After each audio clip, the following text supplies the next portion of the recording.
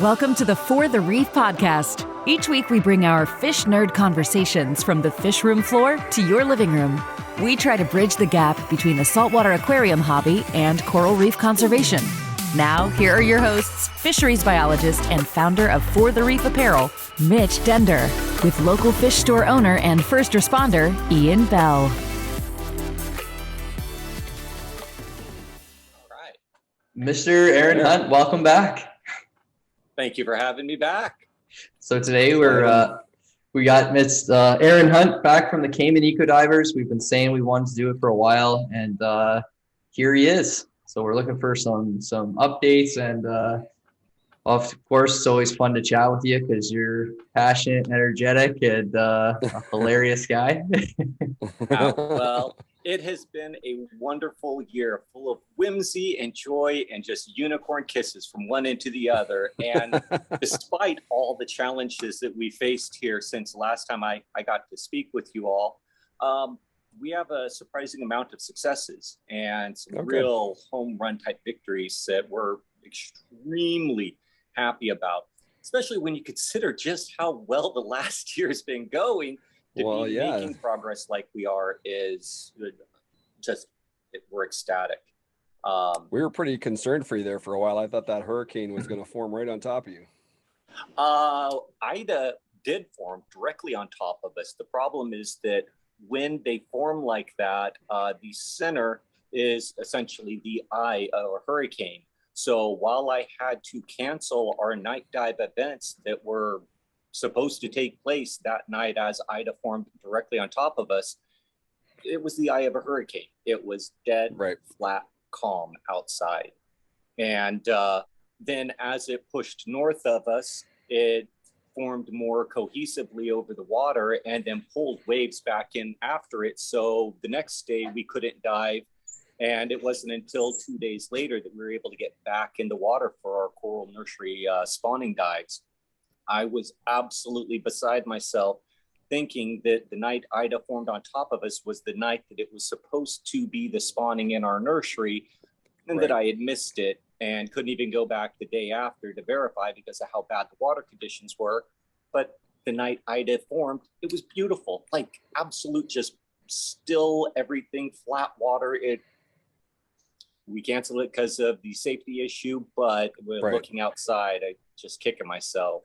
Yeah. And part of that was because Tropical Storm Grace hit us a week previous, and we had winds in excess of 100 miles an hour. They were not sustained winds like throughout the course of the entire event, but it was about the worst storm that I've been on island for. When we got hit, I've still got trees down in the yard.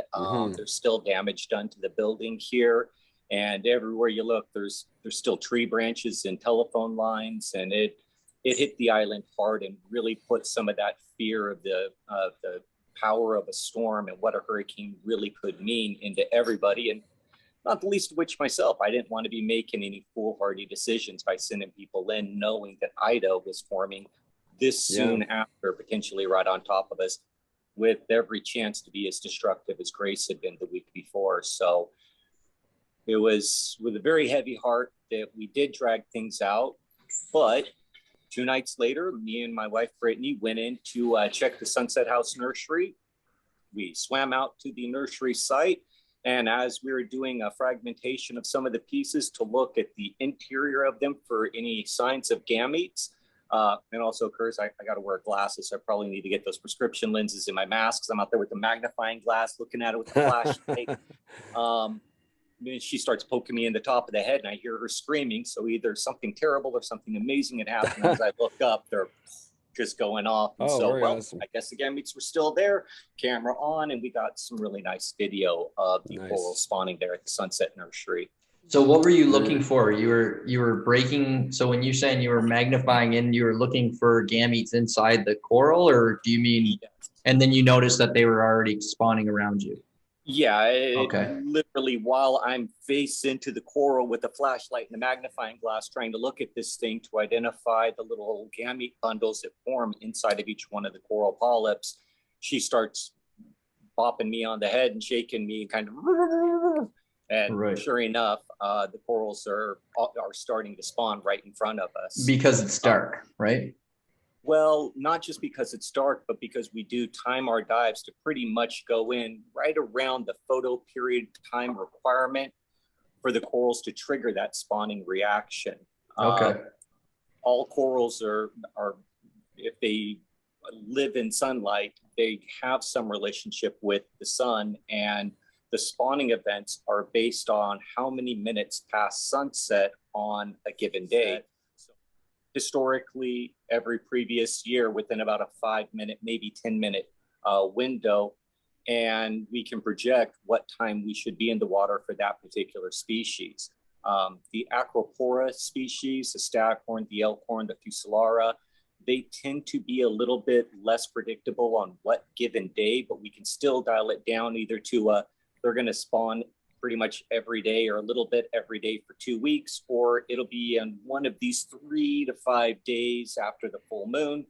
You just have to be in the water at that certain time on each one of those days to be able to monitor for that.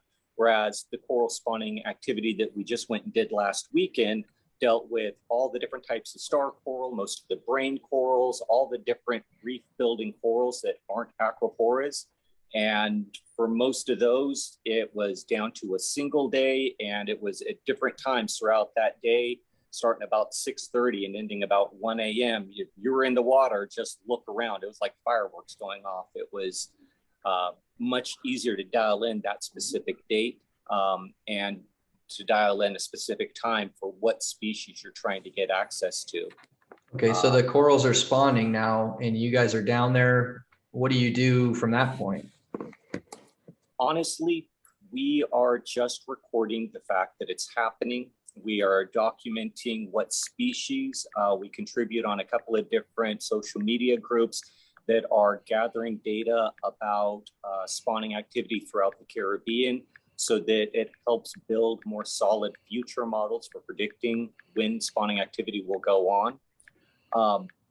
But outside of that, the very act that the corals did spawn is really the end goal we have for any corals that we have out on the reef or in any of our nursery environments. In the upcoming couple of weeks, we're going to be doing a series of reef surveys, and that is where we go out and we count the quantity of any particular species in a given area, and primarily in regions that we've been conducting similar surveys. I know a couple of years back, there was a few of you that went out and did one of those survey dives at Sunset House with me, and there's 200 to 250 instances of staghorn coral with a whole bunch of patches that 3 years previous, there was like 4 or 5. This year we counted 300 and kind of just said, well, there's like 46 big areas of coral cover, about 10 foot by 10 foot as a minimum size. When we go through and do our next count, all the recently settled coral larvae are going to be too small for us to find in any reasonable manner. It would require specialized equipment and probably night dives and dealing with luminescence to even see them. But all the corals that have survived from last year's spawning, they should be visible. They should be a year old. And not just that they're a year old and they're roughly the size of my hand, but that they've persisted for an entire year. And so we can mark them down confident that whatever process and threats they faced, they've been able to overcome them. And then they should, in theory, survive into next year and onto the next year. So our maps then are updated to reflect the corals that we've already found, the corals that we just recently found, any new corals we find this year, and then next year, and then the year after that. So instead of it being a whole bunch of different maps, it's one map and then another map and then the same map with different stuff added onto it. And it shows that development of the individual coral species we're working with. And we've implemented this on a large scale. Right now, our entire western coastline is under treatment in this manner. All of the sites were put out back last year in July. So even if it was too stressful for them to move last year and they either did polyp, stress type spawn or anything where they weren't solidly recruiting onto the local reef, they absolutely should have recruited onto the reef this year. And we'll find out when we surveys all along the west side whether or not we're finding 40 odd corals in that survey zone downstream from our nurseries, or if we're finding 3 or 4. It's a pretty stark contrast. Right. So that recruitment, you mean, is the recruitment of new settlers or new baby corals that are coming off of the corals that you guys put out there on the, are you calling them, what do you call the corals that you put on? Are those just the coral trees to you, or what are you calling them? The coral spawning stations are basically just the nursery structures that we have, similar to any of the nursery structures used all around the Caribbean. Mm-hmm. The idea that we lean into with them is we take 2 to 4 genetics, or they're referred to as genotypes, of each particular species on each one of the structures. So there'll be branches going sideways and then lengthwise, and all the pieces hanging off. One entire branch, or maybe a second row, will all be one genetic. The next 2 rows down will be from another coral structure of the same species, and then room for a third or sometimes even 4th genetic on that particular structure. And the idea there is to create as much genetic diversity for the corals to be able to do a mass spawning event and fertilize, because of the close proximity of the same species but different genetics. So when they do spawn, those gametes, that they don't have to trade, and then it fertilizes right away.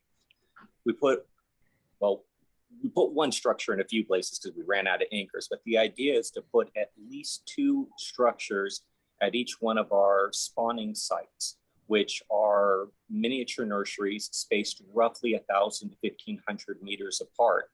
And the idea is the coral, when it spawns, can transmit up to 2 kilometers. And we're not going that far. We're putting something right around half that distance, or maybe slightly past half that distance, because in our own surveys, we found that 500 to 600 meters is a main area of the coral retention. And we can use that area of intense coral saturation from each annual spawning to not only build an abundance of coral back onto the reef, which we're now seeing at year 3, where we just have big parts of the reef that are just covered with staghorn. They're still young and they'll get bigger, but the reef is now covered with it instead of it doesn't exist at all. But it also is the result of sexual propagation instead of fragmentation. And what that allows us to do is take 3 or 4 genetics, allow that to spawn over the course of 3 to 5 years, and put 300 to 1,000 unique genetics, all related to those parent corals, but a whole lot of new genetics out onto the reef that in later years, 3 to 5 years down the road from when they first settle and start growing, they can help rebuild that required gene pool, that stability that allows a population to develop appropriately and doesn't end up with genetic bottlenecks. Basic rule of thumb is you want to have about 10 to 15 genetics as a minimum for the acroporid type species to have sufficient diversity spread across a several kilometer region so that you can get a healthy population of those corals forming back up. Since you are listening to this podcast, we can assume you care about the state of our oceans, as well as the aquarium hobby. These beliefs are also at the heart of Sustainable Marine Canada. We are an aquarium supply, service, and installation company who believe that we benefit from the oceans, and we have a responsibility to give something back. We are consistently involved in reef restoration efforts, and you have the chance to help us continue that work with every purchase. We offer a curated product selection and Canada-wide shipping. Please visit us at sustainablemaриnecanada.ca and be part of our ongoing efforts today. Why would you say the genetic diversity is so important right now for those corals along the reef? We face a number of problems for our coral reefs. Some of them are very much driven by things that we do and ways that we've done business and activities for decades, and it going to require a change on our own part. Some of those changes come from the natural world, and oftentimes in the form of diseases, predators, just bleaching events. And in those instances, if a coral is susceptible to a particular disease, statistically in the 80s, roughly 5 to 6% of the acropora were resistant to the diseases that wiped most of the coral or acropora species out in the Caribbean in the 80s and 90s. Most of our corals are survivors from that 5 to 6%. But new diseases are being found all the time that can be absolute chainsaw wielding madmen. And we're dealing with one right now in the form of stony coral tissue loss disease. Thank God it doesn't affect our corals, but it's killing everything else out there. And having that genetic diversity means, yeah, this coral will die from it. Its close sibling will die from it. But these three here, they're not particularly wiped out by it. It might weaken them, but these three will continue to survive. And it's a numbers game at the end of the day. If it kills 60% or 90% or 100% of a certain species of coral, that could be a game over. What species are you seeing impacted the most by tissue loss?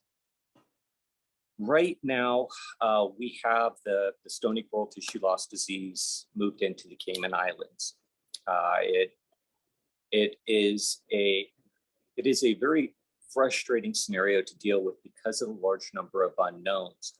Right now, essentially every species of stony coral, except for three that we're aware of, suffer pretty much 90% or higher fatality from it. Acropora cervicornis, which is the staghorn I work with, Acropora palmata, which is the elkhorn, and then Pocillopora fusillara, which is or Pocillopora digitata, which is a little purple Pocillopora that you see in the shallows sometimes, little kind of finger coral. That's it. Everything else is affected by it. Oh, I didn't know that Pocillopora wasn't. It just happens to be, or excuse me, Poritates digitata, Poritates. Okay. Yeah. Yeah. But that's it. Every other stony coral is susceptible to it. And some of them, a lot of the maze brains, anything that would almost be like a large polyp stony, it's a game ender for them. So are those like what would some of the common names for those species be? Just the mountainous star coral. Okay, yeah.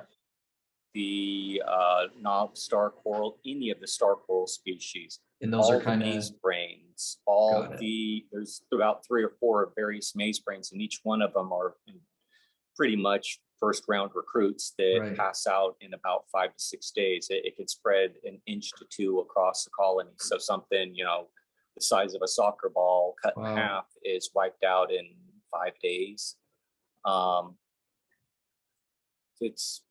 It's catastrophic for the region there. I've seen some videos on the internet, and of like a green liquid or something that's sometimes sprayed onto the corals. Do you know what's kind of the treatment right now for that? Right now, what we are doing through the Department of Environment, because they're the ones that are administering all of this, is there is an antibiotic paste, which is basically just, polysporin mixed with a little bit of paste to give it the consistency of a toothpaste. And we go out there with these big syringes packed full of the stuff. And when you find a piece of coral and it's all obviously damaged, we apply it along the edge where the dead versus surviving coral is and kind of tamp it down in and smooth it in. And what we're finding is that is proving largely successful in preventing the current spread of that particular infection of the stony coral tissue loss disease. However, it doesn't prevent later infection or reinfection from a nearby coral, and then a piece comes off of it, floats over and lands not on the dead part, but on the live part, and now you're right back at square one. There is some discussion right now that it is in fact not a microbe, but in fact is a viral agent that affects the zooxanthellae algae living inside the layers of some of the coral skin. at the end of the day, I'm not sure that makes it a better scenario. If it's riding piggyback on a lot of the zooxanthellae spread throughout the water column, that may mean that we would have to filter and strain all the different zooxanthellae, the little phytoplankton that's floating around in the water column that the corals would normally catch, and instead of consume, to put into their skin as they do their natural shift from one season to the next to the next. It's a extremely dynamic population of algae that lives in the layers of those coral skin. I know in home aquariums, we oftentimes get lucky where we don't have to worry about that so much, but when you're dealing with substantial temperature shifts, with substantial light changes, even just what fish and what other animals live in the area out competing certain algae, figuring out which ones it would even be that are infected and removing them is pretty much an impossible task. So the treatment of the coral alone is a great way to keep that coral from dying today, but there's nothing that we can do really to protect it long term. And if it's in the water column, how long it remains there currently sits at about 7 to 8 years off the coast of Florida, and that doesn't show any sign of relenting. So it may be a permanent addition to our underwater environment, which will be bad for a lot of the corals. Right. Just one more viral infection sweeping across the planet. Whatever you think one is, it's so much more upsetting to see it in action. It's if you're at the Maldives and you swim over all those fields of bleached out coral. It's gutting to see its impact in an incredibly short period of time. Mm-hmm. And so what would you attribute to the change, or the why is this virus now getting up into the Caribbean? It could be a number of different things. The idea of global warming is often misrepresented to mean like the part that we live on is getting warmer, and that's not what most of the earth is covered in. It's the wet stuff that only a few of us get into on a regular basis. That's the part that's getting hotter, and especially in coastal areas. So it could be as simple as a 0.5 degree to 1 degree temperature shift has made that particular virus more suitable to survive. It has maybe made a specific type of algae that particular virus was predatory on for a number of years, but was never a primary algae that was being taken in by all these different corals. And now, because of the slight shifts, whatever it was competing with is now no longer dominant. In fact, this other algae that carries the virus has now become dominant, and thus it's feeding itself to all these corals and poisoning them that way. There's just so many unknowns. It's almost impossible to make an accurate prediction. Mm-hmm. I think at this point, what we're doing here in the Cayman Islands is just about the only answer that anybody might have. And that is a bunch of people with bad haircuts and sunburned skin get in the water every day or every couple of days with a syringe of this antibiotic toothpaste, and they swim around looking for any corals that are infected, and bloop, bloop, bloop. Right. And just try to keep it at bay that way. Maybe things will peter out and it'll just disappear. But my experience over the last 1.5 years is that's not how illnesses work. So we may be stuck with this for the long term, and it's probably going to be the case. So, and I don't want to, I apologize if I'm asking too many questions about tissue loss, like stony coral tissue loss disease, because I don't expect you to be an expert on it. It's new or everything. I'm just wondering, does anyone know kind of where it was from historically? Can we kind of trace back reefs that have been dealing with it in the past and then see how that affected those reefs or anything like that? South Florida. Okay. Well, that's a bad example. Yeah. So you saw that happen with Florida? Yeah. Pretty much. That's the next couple of years for all the different islands. Right. It's way here. It's made its way to a lot of the other small Caribbean islands. Mm-hmm. Right. So it's not like it's like a virus that was occurring in some other part of the world and it was there for a long time. This is kind of like a novel virus, like similar pretty to much COVID. Yeah. Well, that's There was a funny story that it was from there's a bacteria in there that looked just like human gut bacteria. oh wow. And that would mean it had to have come from, your gut. Right. And yeah. And so they were trying to blame it on sewage and all these other things. And people were like, I think that's more incidental than an actual causative. And I'm actually surprised that it's turned out that the most promising lead is that it is a virus that affects the algae. That was not the direction I was expecting it to go for sure. But as we've examined the symptoms of it, it does make more sense because most viruses tend to be an absolute horror show when corals are weakened during a bleaching event. And yet, the stony coral tissue loss disease seems to be largely slowed down and thwarted by bleaching events because they're spitting the algae out. Maybe creating some similar sort of a reaction in the corals, a coral epicac, if you will, that would respond to that particular viral presence that would cause them to expel those algae, might be a means to allow the coral to survive and to take in different algae. I don't even know how widespread that virus is able to affect the phytoplankton in a certain area, but a lot of different options that are out there. Unfortunately, it's been 8 years and we just figured out it's a virus. So you can probably guess just how much funding has been pushed towards all of this and just how on their own most of the researchers are trying to go through and sort all of this out and get a real answer. There's been other stuff going on and coral kind of falls to the side sometimes. Mm-hmm.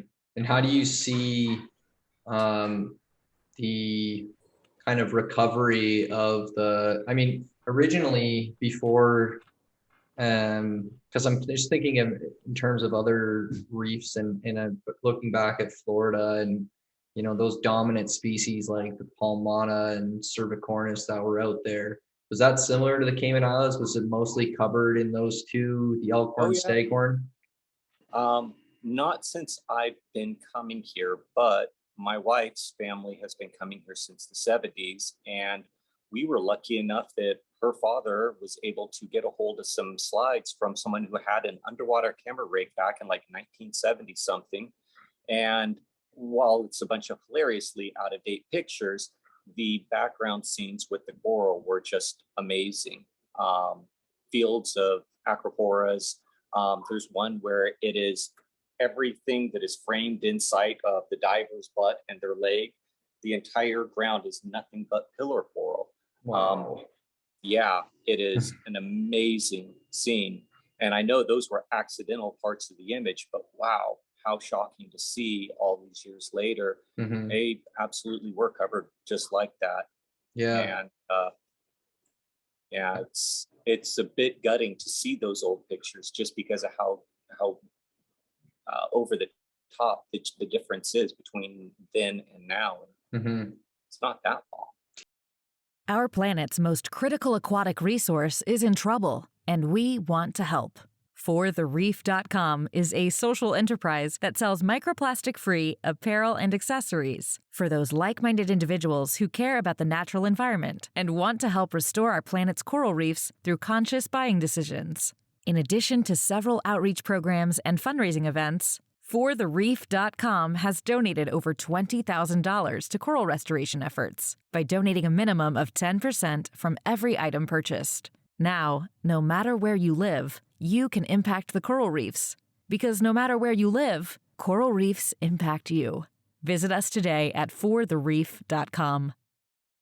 So most of your work is with the staghorn coral. Why not the elkhorn?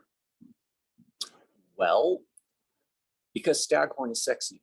It grows quickly. It survives rather difficult scenarios. And as a general rule, most coral programs that are working with any sort of nursery activity, especially in the Caribbean, they're almost certainly going to start with staghorn coral because it is easy to work with. It is a visceral coral that people can look at and go, oh, wow, those are doing great. Look how big they are now. And they were at one point the dominant coral on most of the reefs out there. So adding them back into the environment in any amount of abundance is really going to be a benefit for the reef overall in just about any circumstance. Mm-hmm. The elkhorn, they're similarly dramatic growing, but not quite as fast. And they are a bit more finicky, I guess is the right word to use. They're a little bit more challenging. They require a bit more maintenance and a little bit more preparation to be able to grow them effectively. And so I know that a lot of programs, when they step into dealing with additional species, tend to struggle with the elkhorn. And in fact, I've got modified nursery structures that we'll be using during the course of this year, because our big expansion is to add more sites, but also to get the elkhorn not only cultivated up in our nursery, but ready to distribute out to all of our existing spawning stations starting, May of next year, because they do need to be part of that. We've had some in our nursery for a little over a year and a half right now, and they are definitely challenging compared to the staghorn, but with the appropriate structures, they should be pretty manageable, and they can hybridize with our staghorn corals. And so we can end up with a third species, a hybrid called Fusillara, that can breed back in later years with our Acroporus cervicornis and also the palmata, the elkhorn. And then you can get back to pure staghorn and pure elkhorn from that hybrid mixing back with either the parent species. It's a rather interesting kind of bridge species that we get to work with there. And I think that's going to be important to getting corals back into the shallow areas where we're not seeing recruitment right now. And can the hybrid breed with the hybrids? Like have hybrids? Oh, yeah. Okay. Absolutely. It essentially, it's just almost like it's a color variation between the three species. It's a growth pattern, but they are genetically similar enough that there is a lot of back and forth that they're capable of handling. And the Fusillara is a really interesting bridge species. It does allow a huge amount of playing around with the genetics and the physical structure of the corals in a given area. We may find that that's necessary because corals aren't coming back in the waters near the iron shore. It's shallow, it's warm, and there is potential runoff from freshwater cisterns and septic tanks. So there's potential pollution, high water temperatures, and also storm activity that could be the reason why we're not seeing any staghorn recruitment in those areas. The shallow areas. You mean? Yeah, I would argue that the elkhorn should be able to settle into those areas without the challenge to the storm-based activity or the heat, because they are better adapted to dealing with high intensity waves and also warmer temperatures. If it's the pollution, we're back at square one. But if it's either of those other two issues, the elkhorn should start to move into those areas. And then by hybridization, we may find the Fusillara is able to move in there along with it. And that would allow us at subsequent years to see the staghorn breed itself back into a pure species of staghorn from the hybridized Fusillara in those same areas, but with the protection offered by the physical structure of the older elkhorn and also the Fusillara that it would be growing in and amongst. So it may be a sequence of events to get corals to move into those more challenging areas where we're not seeing recruitment. And that's a big part of what I'm hoping to observe by adding the elkhorn into our program at this point. So what's the impacts of not having corals in the shallows? Well, instead of being a 30 to 50 foot area with massive three-dimensional coral structure filled with fish and acting as a nursery and home for pretty much everything that grows out on the reef, it's a flat, smooth, featureless surface. I use the example sometimes of describing a Walmart. There was Walmart, and there's a big field next to Walmart with a creek running through the middle of it and a whole bunch of trees running along the length of the creek. And people at Walmart decided what they want to do is bulldoze that field and pave over the creek and put a parking lot there with a big drain in the middle. If you saved a cutting from one of those trees, could you plant it in the middle of that field? Probably not. Cars would run it over. And then once they fence it all in, all the critters that lived in that area, do you think they'd do good? Say there was 1,000 little baby chickens running around in that field and drinking the water and eating all the bugs in the grass. If you let that same 1,000 little baby chickens loose in the Walmart parking lot, all fenced off so they couldn't leave the area, no cars in there, and you let 3 or 4 big hungry dogs loose, and they'd have such a good time, there would be no chickens left. And just a couple of, I mean, the dogs would be like, that was amazing. But eventually the dogs would starve to death also unless you provided an additional source of food. Right. And that's what we're seeing in those shallow areas that are just worn down flat.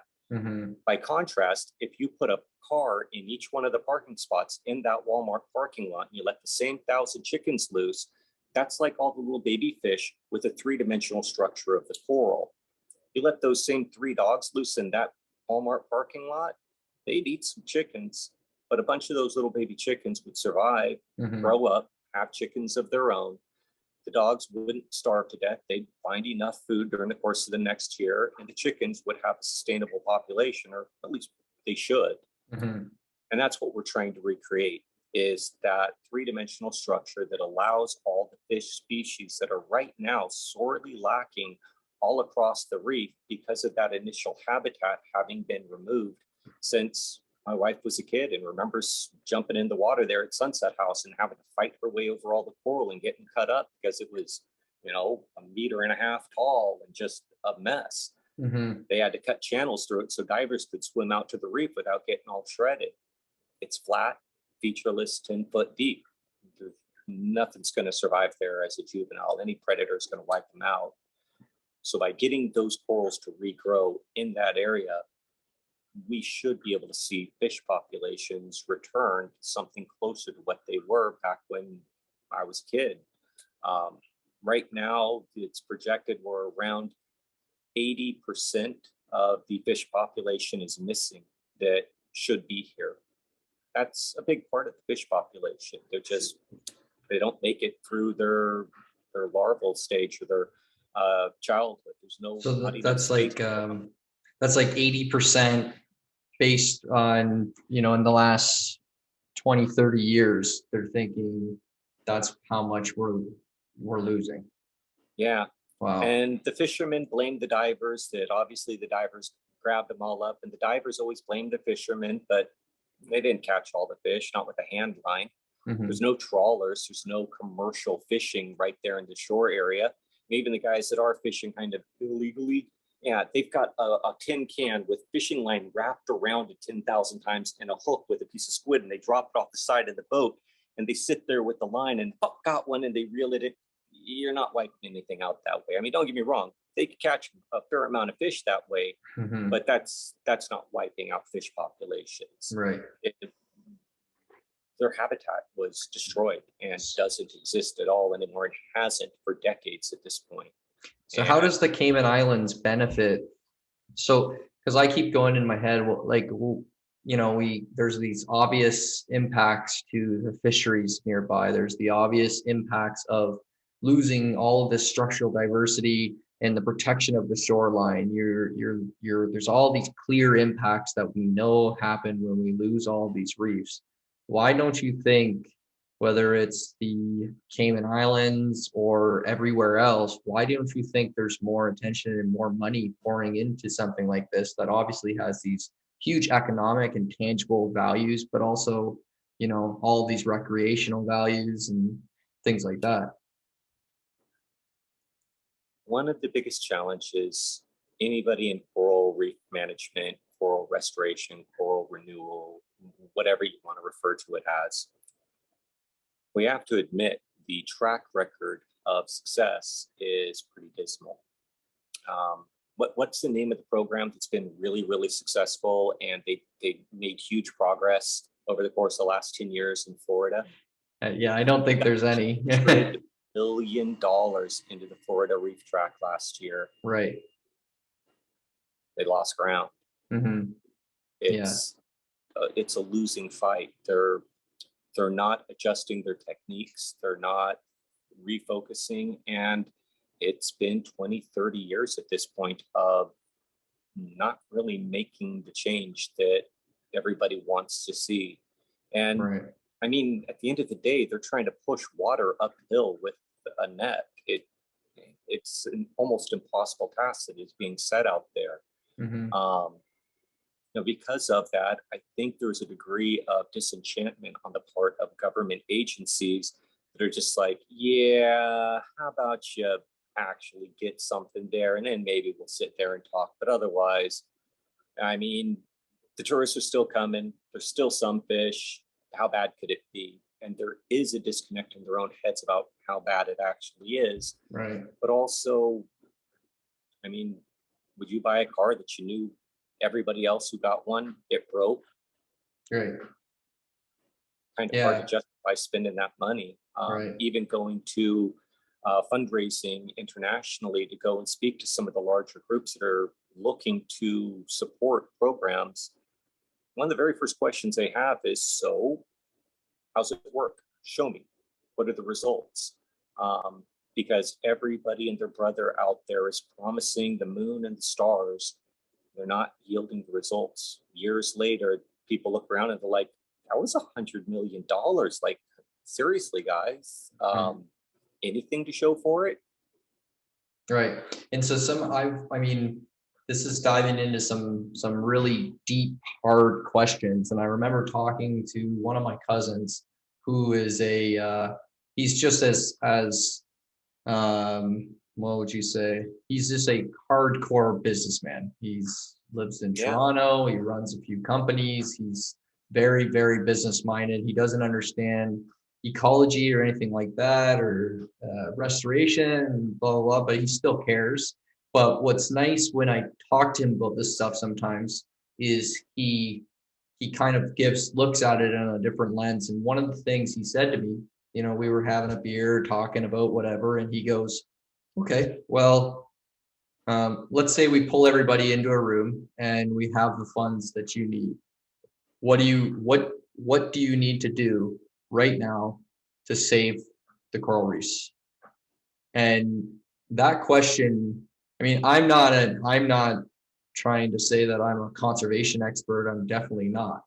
But when he asked me that question, I thought of all the different restoration techniques and all of the different ways. But then I just kept thinking, well, no, our big problem is this changing climate and the rate that it's changing, and all of these different issues that are coming as a result of population and climatic changes and all this type of thing is really that root problem. And I don't know if that's something that can be fixed. I don't think it's something that can be fixed, at least in my mind. Probably I mean, not.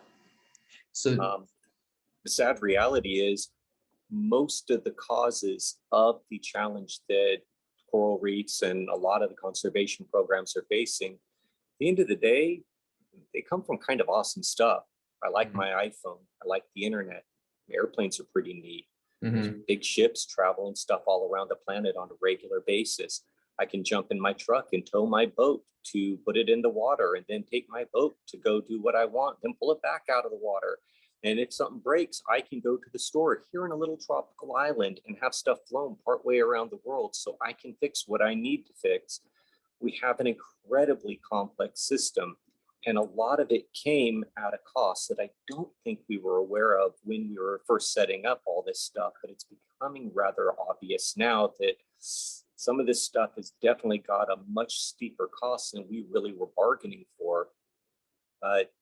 Like in the case of the Great Barrier Reef, a huge part of the reason why the northern half of the Great Barrier Reef is in so much danger is because waters from the Coral Sea hit right at the same area, pushing in towards the main body of the continent, where the breadbasket of Australia's agricultural industry drains into a single point in the sea, picking up all that nutrient-rich water, all that water with fertilizer and runoff and everything else, and then carrying it north across the Great Barrier Reef that starts off pretty far away, but gets closer and closer as it goes north. Right. That's fertilizing the reef with miracle grow, for lack of a more descriptive term. And at the end of the day, I'm pretty sure Australians deserve to eat. So how do we solve a problem of that scope that's that fundamental to a community or to an entire continent? Right. And for those that are listening that aren't really seeing the problem with that, I mean, not everybody would realize, but like in our fish tanks, for example, if we were to go and dump a whole bunch of acro power, we dump the whole bottle in, right? You just have this excess of everything inside the water, and this similar with this pollution and runoff. The corals just don't respond well. Well, it seems like, oh well, if you throw a bunch of fertilizer onto the grass, it'll work. But in this case, you're burning the grass type of thing. Well, the problem is if the grass lived in the layers of your skin, those zooxanthellae algae living inside the layers of the coral skin are algae at the end of the day. Right. They respond to those fertilizers that are running off into the water just as much as anything else. And not only is algae that grows in clumps next to a coral growing faster and larger than it normally would, but those algae living inside some of those corals are also behaving in very unusual ways that is going to put the coral into that stress response and eject those out, which causes bleaching events, which puts the coral in a weakened state. It's not hurt, but now its primary food supply has been removed, and now it has to catch new algae and pull those back in. But if they're acting funny because of that change in the amount of nitrate in the water from that fertilizer, they may decide that's food and not something to put into layers of their skin to add to their photosynthetic process. And so right. How do we get around that? There's an incredibly complex system that operates underwater around our coral reefs, and very small shifts can have very long-reaching aftershocks. And you're right. How are we addressing those greater long-term problems?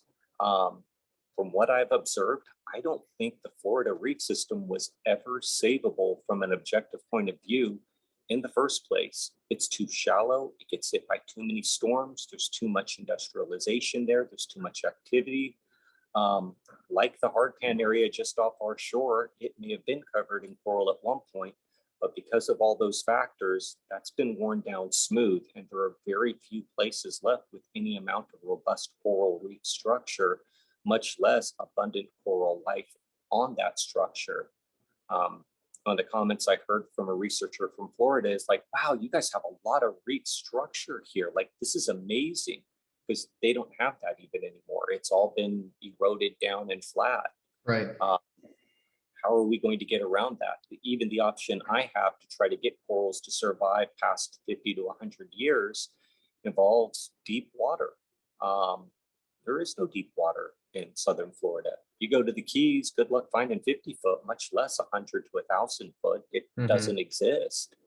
And those very real physical challenges prevent certain areas from being able to sustain much beyond where we're at right now.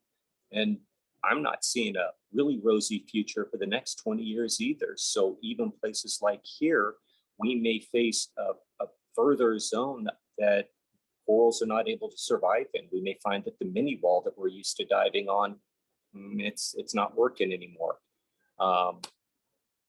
We're observing for that, but it's at least a legitimate concern considering the changes the last 20 and 30 years have brought to this area.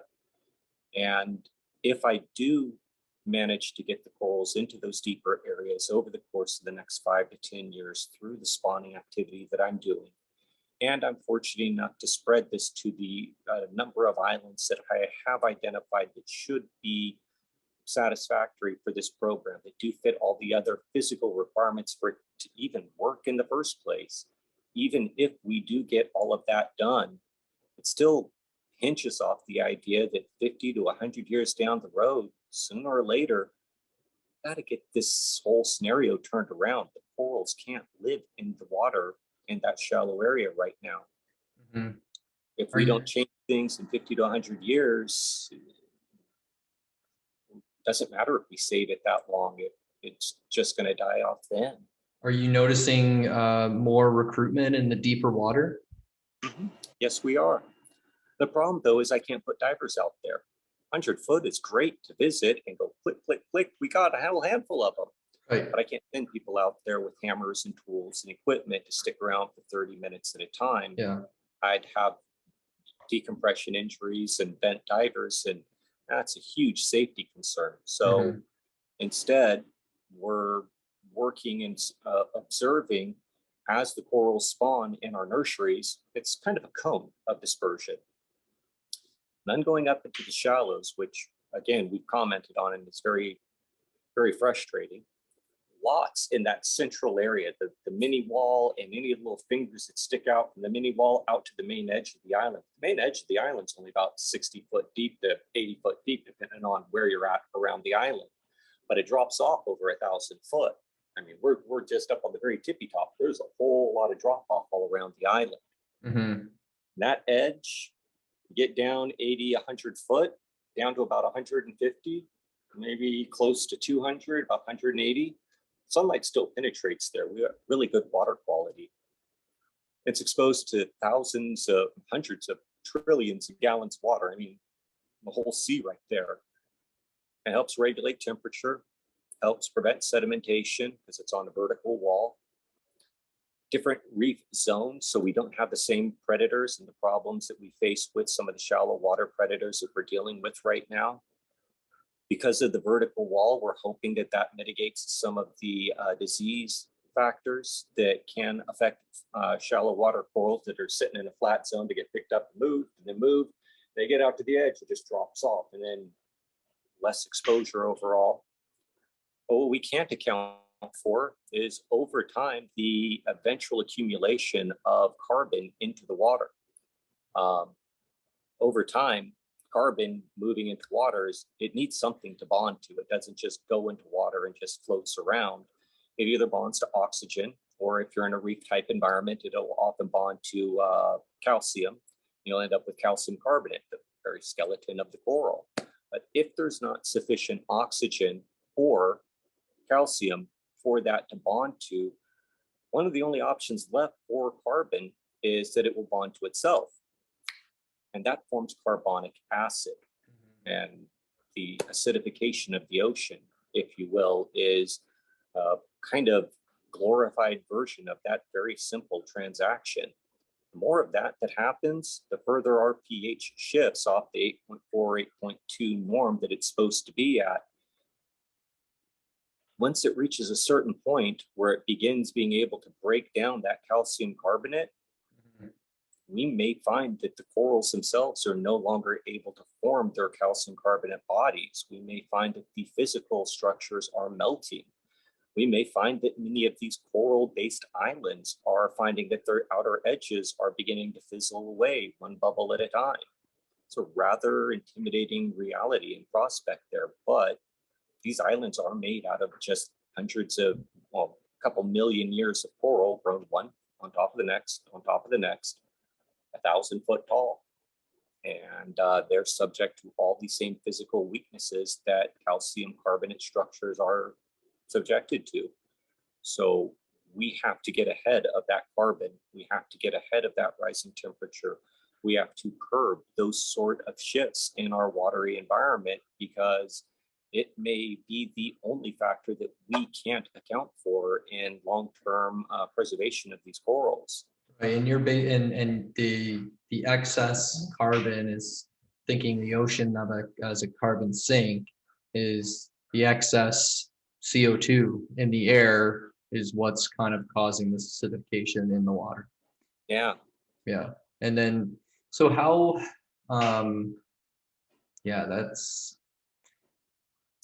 yeah, it's funny because I mean, I'm just I've learned about these things 100 times, right? And then the way that you describe them and the way you kind of break them down on the way that they're actively happening around the Cayman Islands, it's just, it makes it so Super unbelievably fun. real. Yeah. And that's kind of, so that was my other kind of big question. I mean, we're getting close to the end here. And I know we've talked about a lot of really, you know, dark circumstances. How do you remain optimistic, and how do you think that the work that you're doing and the work that others are doing around the Caribbean is something to keep getting up in the morning and making this fight? What I'm doing is doing exactly what, actually a little bit more than what I was ever hoping it would. It works. I Mm-hmm. can confidently sit down with people, show them what I've done, and they go, yeah, that's what we were talking about. Like it's going on. I talked to other researchers about our coral recruitment, and they can't believe that we're having it on a regional scale, that we have sites that we've been studying for several years now with dramatic, huge population shifts. Works. And right now, I am some random guy with a very unique set of skills in some far-flung corner of the planet with no plan to have done this whatsoever. And I get to use these very unusual skills to help preserve corals that are like 97% extinct right now. Like in the next 10, 20 years, we're done. I get to help prevent that. That is extremely exciting. Because they're going to go extinct for all the reasons we just talked about. It's 97% of the way done, like it's almost over. I can stop these little clusters of coral from disappearing forever. Mm-hmm.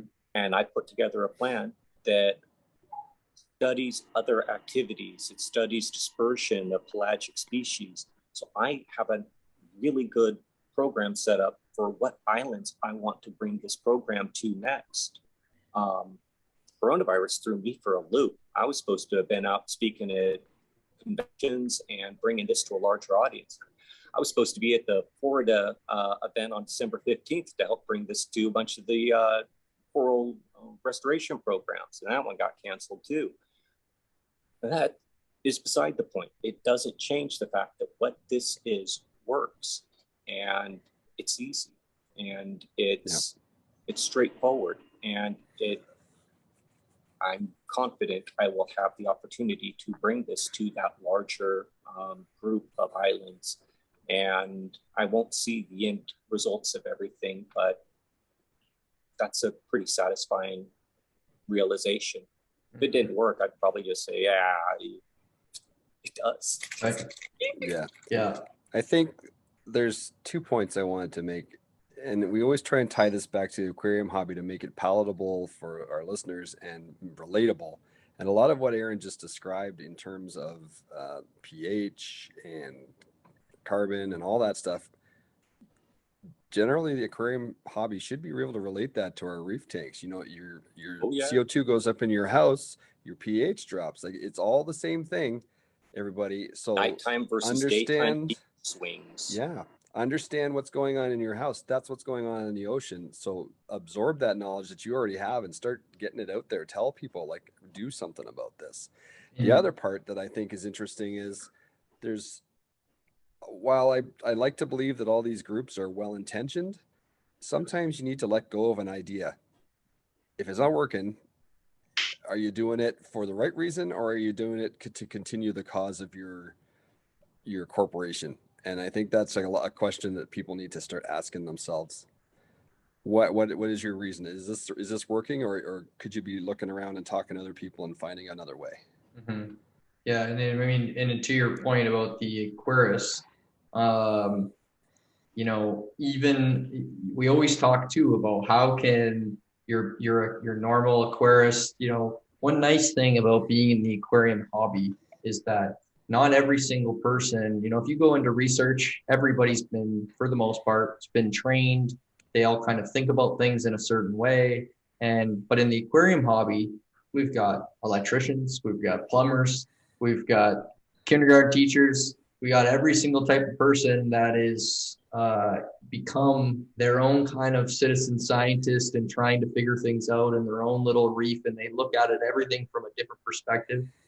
And when something gets said like this, where we're thinking, oh yeah, when the CO2 in my house goes up, I got to open a window so that I can get the air out of here, so that the pH comes in, or I plumb my skimmer into the outdoors, or I put a CO2 scrubber onto my skimmer. Like all these different ideas that pop into people's heads on how we treat these systems.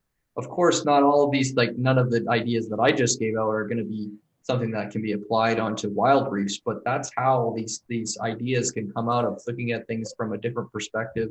And maybe that's a way that people can help. Because when you talk about these things on a global scale, people sort of glaze over. They don't really understand, but it's happening in your living room if you're an aquarist. So pay attention to that. Understand it's not just because it's an aquarium. This is how biology works. Even when you were discussing stony tissue coral loss, we would probably think of that as RTN in our aquarium, and it's all the same reasons. Very similar.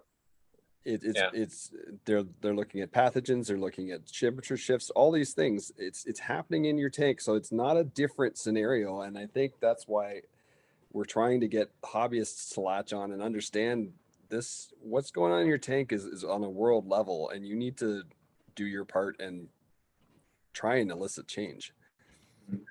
Awareness is very important, but beyond that, realistic goals are an incredibly critical part of any major problem like this.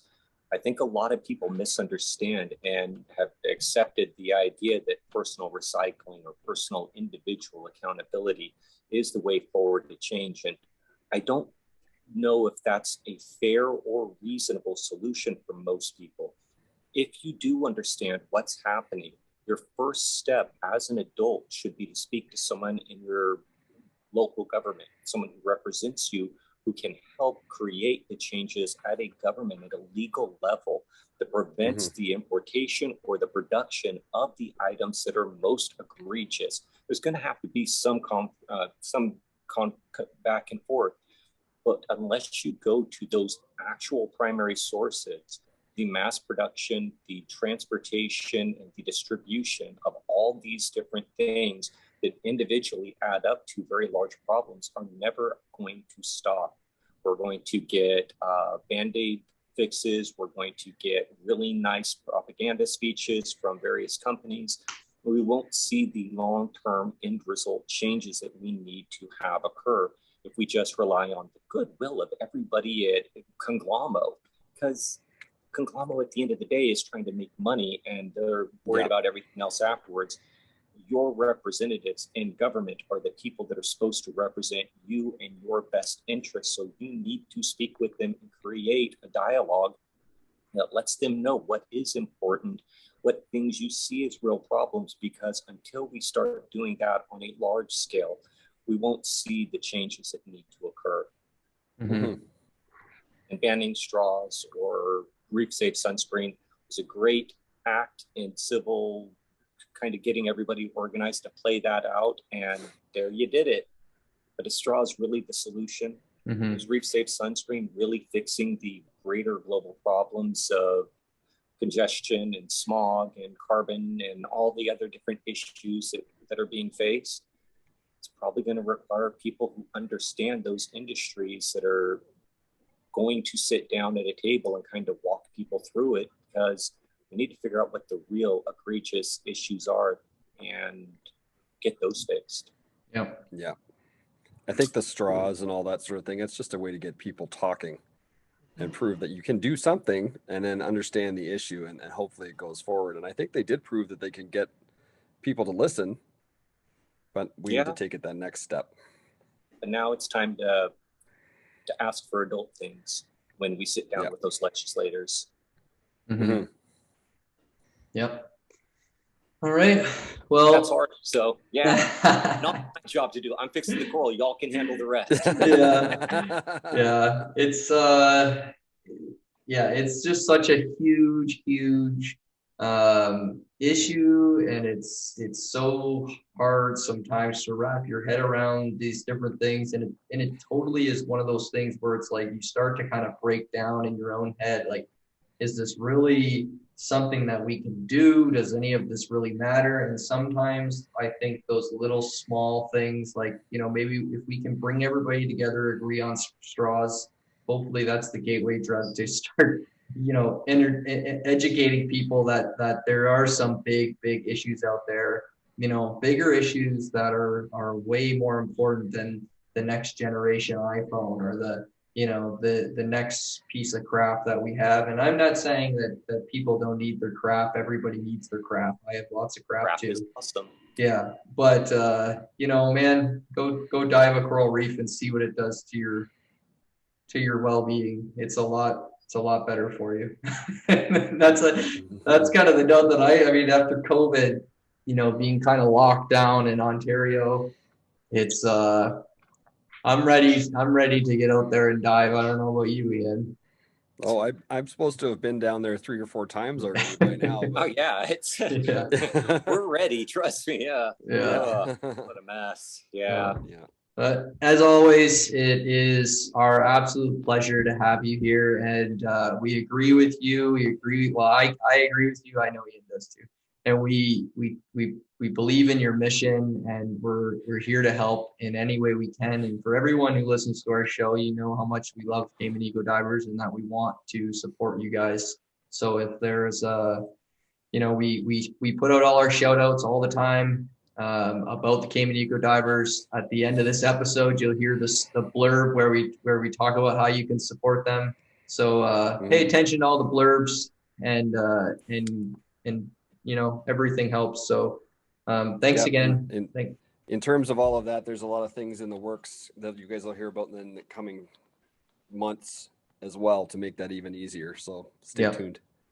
Yeah.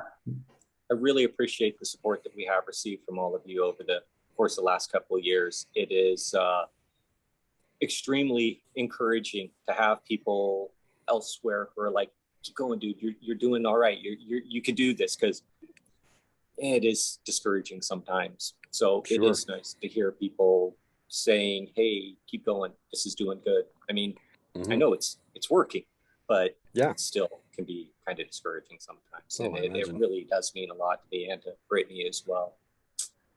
Right on. All right. Till next time. Thanks again, Aaron. Awesome. Thanks, Aaron. Thank you very much. Thank you for joining us for this episode of the For the Reef podcast. As always, you can reach us at forthereefpodcast@gmail.com or via our websites forthereef.com or sustainablemarinecanada.ca. If you would like to get involved and help the reef restoration efforts, check out our friends at CaymanEcodivers.com. We hope you enjoyed today's podcast. Please hit subscribe and join us for the next episode coming soon.